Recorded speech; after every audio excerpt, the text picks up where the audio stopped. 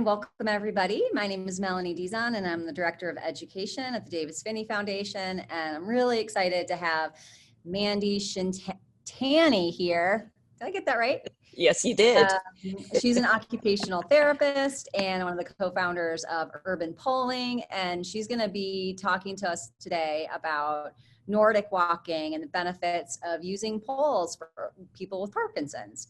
It's really great. She was recently at our Little Big Things event and her exhibitor spot was a huge hit. Everybody wanted to try out the poles and it was really, really great to see people becoming more mobile with the pole. So we're super excited to have you here and to talk all about it. Oh, well, thank you so much. And that was a lot of fun participating in your event as well in Austin. Great. Okay, so why don't you tell us, who are you and how did you get involved in Nordic polling? Absolutely. Well, I'm a Canadian occupational therapist and gerontologist, and it was really by my Swedish neighbor that I got involved because I was doing my master's degree looking at healthy aging trends, and I asked my Swedish neighbor, what are they doing there to be so healthy? Like when I was a teenager, we ran a huge health promotion ad here in Canada about how, with comparing a 70-year-old Swede with a 40-year-old Canadian and them being at the same physical level. And she was saying, well, that they are a society based on walking, which I thought was really interesting. She said, but also everyone there uses walking poles. And when I looked at the research, I was like, oh my goodness, these walking poles address all the goals we're trying to achieve with rehabilitation, like improved balance, core strength, normalizing the way that you walk, and promoting an upright posture. Great. And so how did urban polling happen? Like, how did it get started? Oh, okay. So basically from there, I looked at polls from all over the world and I started trying them out with people. And the feedback that I got from people in terms of how much they enjoyed using them and the benefits that they noticed, I knew right away that this was something we could bring to rehabilitation. And so we just basically started looking at, well, how do you develop something that is safer for people who have conditions that affect balance? But to be honest, we've been doing this for 15 years. It actually became way more popular through the fitness industry, which we weren't expecting that, because people, when you use poles, like it's like cross country skiing, your upper body, your lower body is just regular walking. And what we didn't expect is that people loved using them for managing your weight. Like you burn 20 to 46% more calories compared to walking alone. You work 75 to 90% of your muscles. And with every step, you're actually activating your core. So it's great for, bringing, toning your waist. So really, I'm really thankful because it was actually through fitness instructors and a lot of healthcare professionals wanting to do it for themselves that it actually eventually moved to the point where people in rehabilitation realized, hey, this also works for a lot of conditions.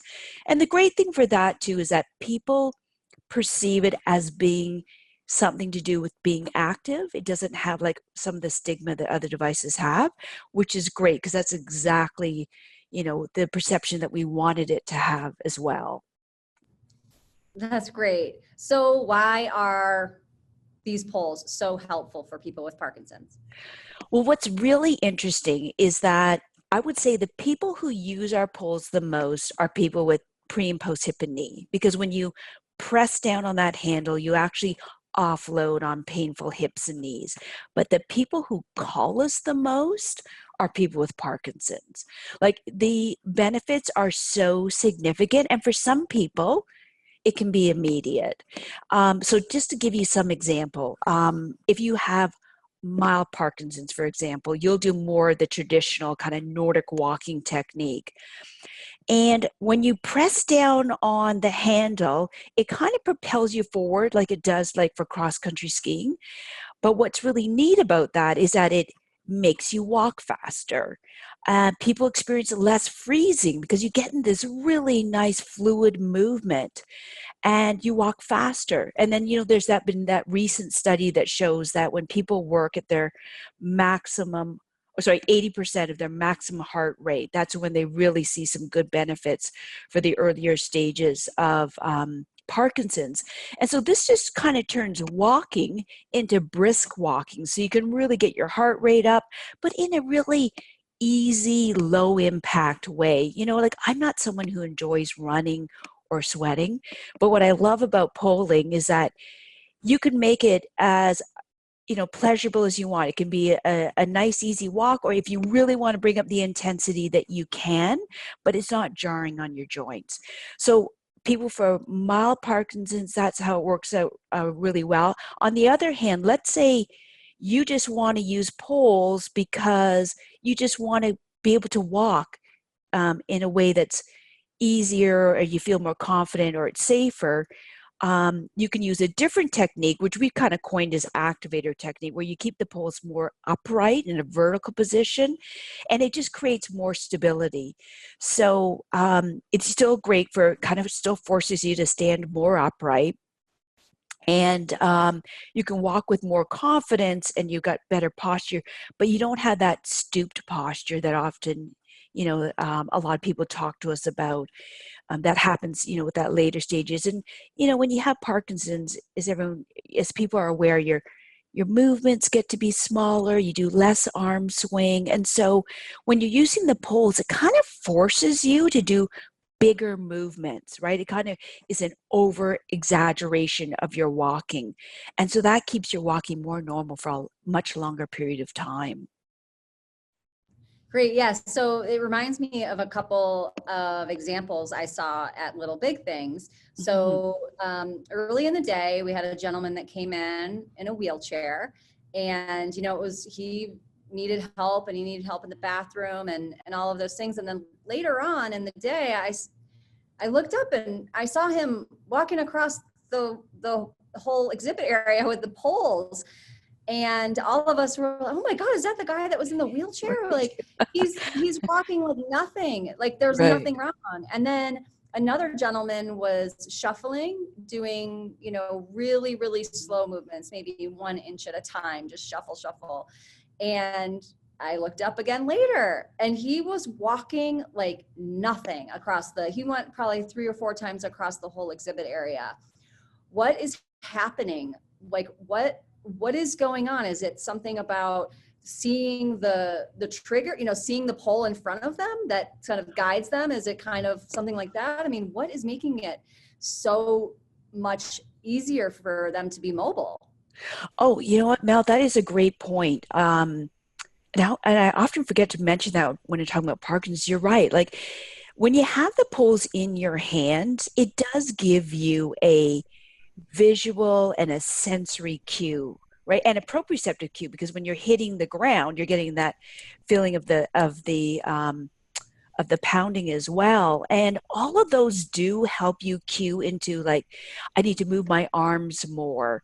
But I would say for those particular fellows, what I believe was happening was, first of all, I hear a lot of people say to me that because they have support on both sides of their body compared to a cane or no device at all, they do feel like they've got more confidence to actually be able to lift up their leg. Like I remember saying to one fellow, hey, you just completely changed the way you're walking. Why are you lifting up your foot and bending your knee? And he said, I guess I just feel more confident. And then the other thing is that again, that pushing down on the ledge does kind of push you forward so that you're getting a little of that propulsion and movement, so your movements can be a bit bigger. And that cueing that you talked about. For that other particular fellow too, the other thing with using the poles, what I love about them is that it is the exact same movement as regular walking. So there's no, it's such a simple concept. And when people get the poles in their hand, if they just use it like opposite arm of the way, just the way that you're meant to move, it's funny how many people just pick up that pattern, even though they've been in a walker. And I just, or wheelchair. And I just want to mention that, for people out there, is that I certainly don't want to give the impression that for everyone, I was with that fellow, I was helping to supervise. So, if you are using a walker, you're in a wheelchair, even if you're using a cane, I really advise people, go talk to your therapist and, let her, do it first of all with her or along with her to just make sure you're doing it safely. It's not a magical cure, by any rate. The benefits are significant, but, I always want to encourage people to do things safely.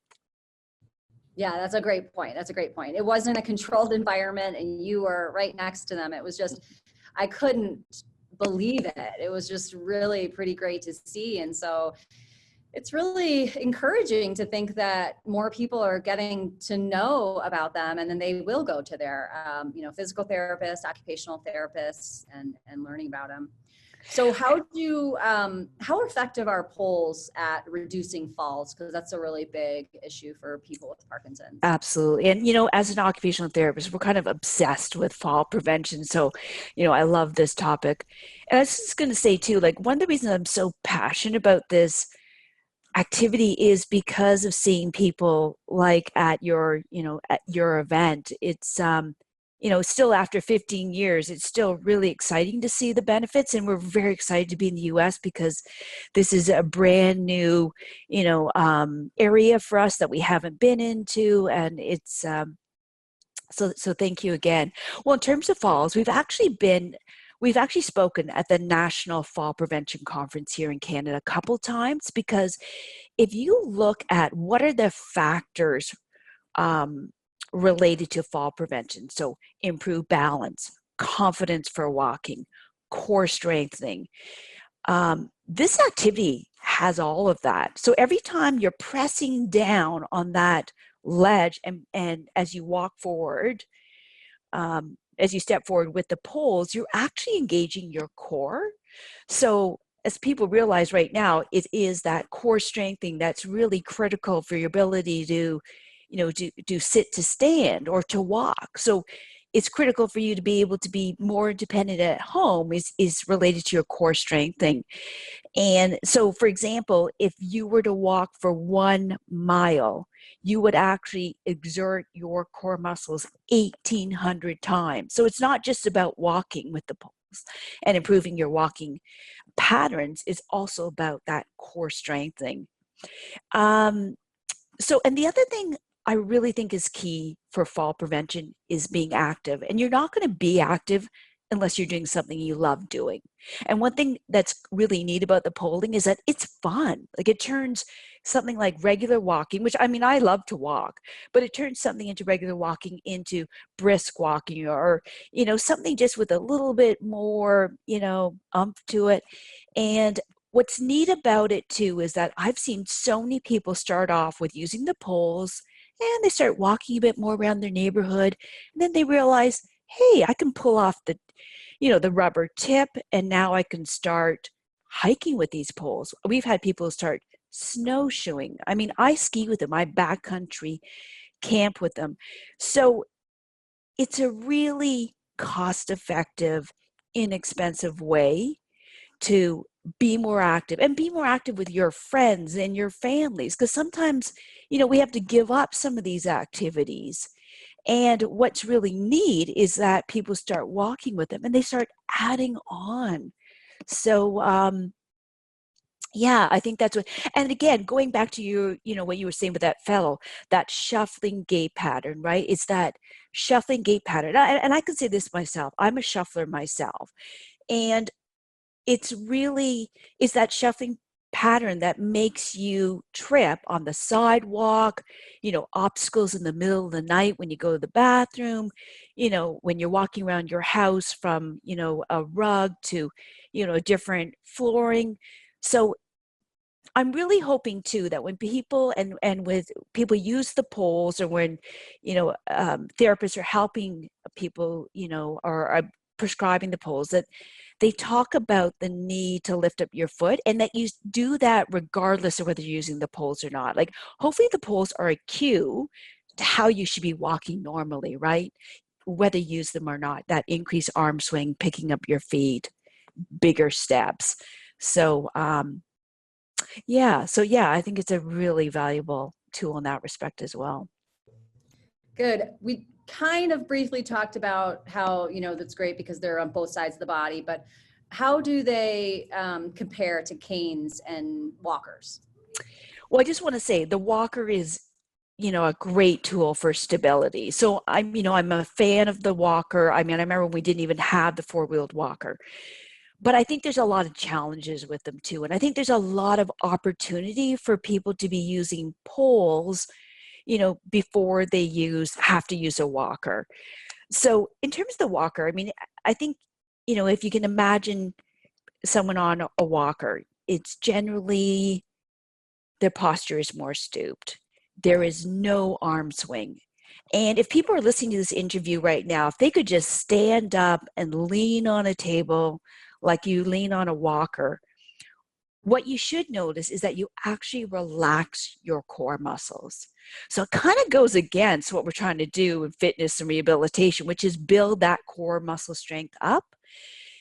And the other thing is that I can't help thinking that one of the reasons why for older adults we see so many shoulder problems, like limited range, pain, is that we've got somebody using a device where they're not moving their shoulders all day long. So, and it's a very small space for you to be able to walk, and it's cumbersome, right? When you've got the walker, if you need to get into the car or use public transit. So one things I love about the poles, like, which we've already talked about, right? Upright posture, lots of arm swing, engagement of that core, and bigger steps. And then the other thing with the cane is that you are leaning, again, you lean to one side. Your wrist is now in a hyperextended position, which actually places the greatest amount of stress on your wrist. But the one thing I really was pleasantly surprised too about the poles is just the image people have of themselves. Like, I think one of the challenges that we have as therapists is that when people need to use something for stability, and so many people say to me, and rightly so, oh, I see, you want me to use a cane or a walker. And I think times people feel like, well, that's a downward decline. Whereas when people have the poles, I've had a lot of people say to me, hey, I feel like an athlete. And, they've said, I, go by the walkers and the joggers, something give me kind of a, thumbs up. And she's, the whole idea behind it is you're not just walking, you're exercising again. So, I think that's kind of fun that you can see that change in perception. Great. So what makes your poles special? I know that your handles are, different than regular poles. So what are the, mechanisms for your poles that make them different than just your average pole? Yeah, well, we when we first started, we brought poles from all over the world, and we kind of looked at what features would make it easier or safer. So the first thing we did was we looked at, okay, they're making it got an ergonomic handle to it. So we developed a ledge on it so that you can press down on that ledge for balance, for offloading, for core strengthening as much as you want, but your wrist will now stay in a neutral position. So, I talked about that cane. When you're pressing down a cane, your wrist is kind of in that hyperextended, or, sometimes compared to a strap, your wrist can go in a bit of an extended position as well. So that was one thing. And the other thing is that there is a large study that was done in Germany that shows that the highest rate of injury with using Nordic walking poles is if the pole gets caught or someone falls, you're still attached to the pole. So we made it with the ledge instead of a strap so that you're not still attached to the pole in those circumstances. The other thing I found that people had more challenges is with using a twist locking system. So if you have, reduced grip strength, It's harder to do that twist locking system. I mean, we have some poles ourselves that have that twist locking system. So it's not, it's not that you can never use it. It's just more challenging. Whereas we put a button lock system on it, we found that was, similar to what you'd see in the cane. And we found that that was more secure. The therapist knows, and the person using it knows that once that button lock is out, it's not going to move. Whereas the twist lock is always kind of dependent on how tight you make it. And that holds about 200 pounds per pole.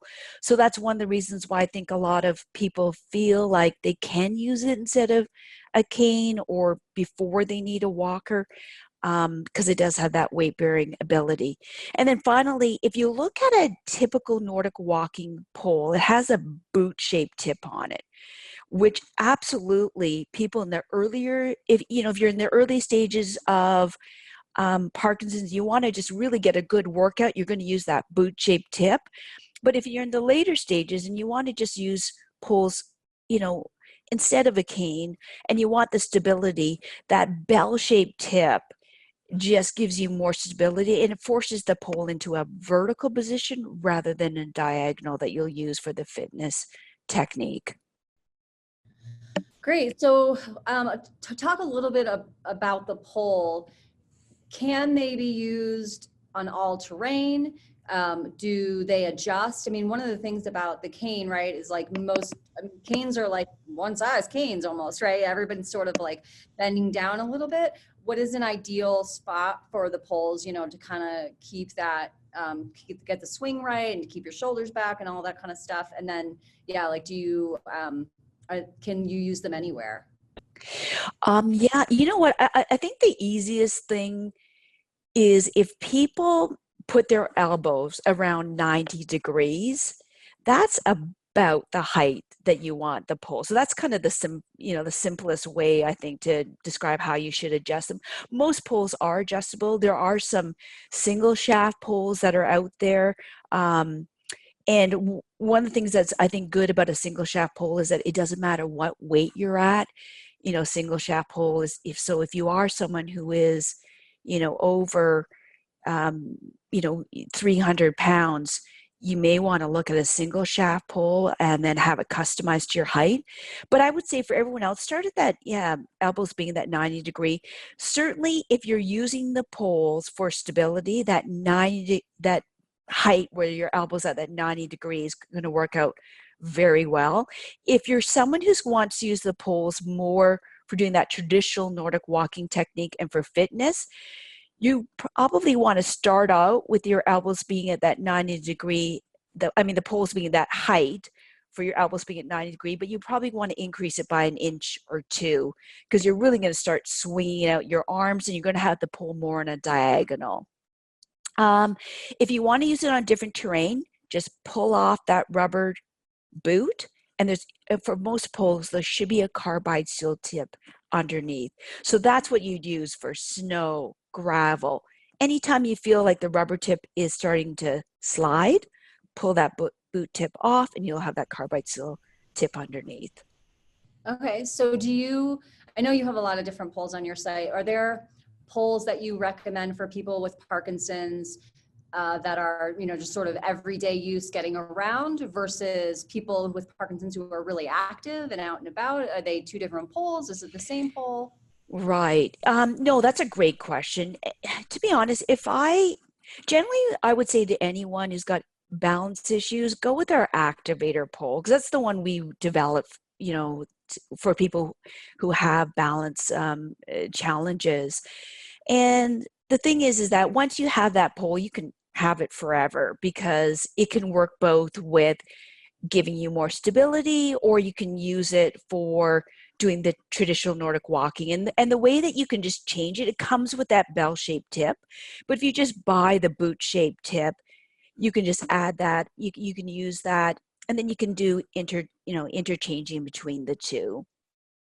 If a lot of times what we find is that family members want to pull along with you, and friends and your daughters, they may want to look at what we call kind of our urban poles, our Series 200, our 4Life poles.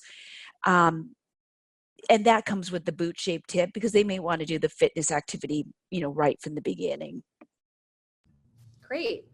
Well, this is such great information. I feel like everyone watching is going to run out and buy poles. So you've definitely made the case for how great they are. I mean, whether you're somebody watching this who doesn't have Parkinson's, maybe you're a care partner to somebody with Parkinson's, or you've recently been diagnosed, it sounds like they can be really beneficial for people who are at all stages and really all walks of life. There's no, it's not like you have to have Parkinson's to use the poles and benefit from them. And everybody could use a little posture and core work, right? So, absolutely. And what's great for caregivers too is that, that you do take some time out for yourself too. And this kind of works out so well because it's like you both get exercise. And, right now there's so many research studies showing that when you exercise outside, there's additional benefits compared to exercising inside. So we actually use it here for,